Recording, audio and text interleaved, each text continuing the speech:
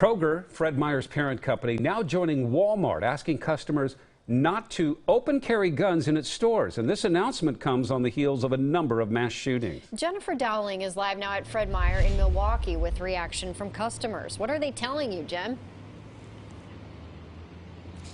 Well, it would impact stores like the one behind me, and customers here tell me they are in support of it. That's a few of them, and you've got the other side, though, that says they're not. They feel that this would not stop the mass shootings we've been seeing anyway, and they feel it would be a violation of their rights.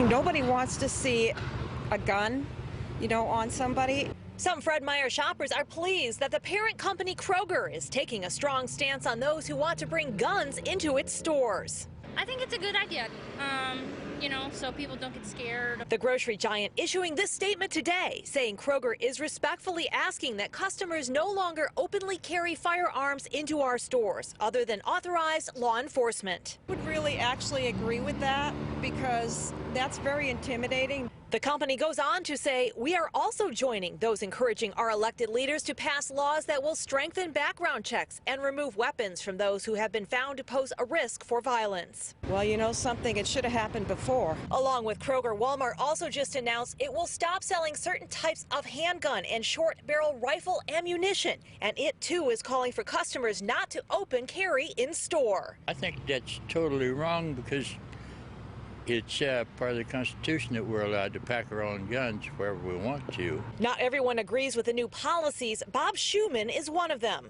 I figure that that's just for my protection and the protection of my family. He says when law-abiding people are armed, it's less likely criminals will act. As for stores that are limiting or stopping gun or ammo sales, he feels it won't stop those who are motivated.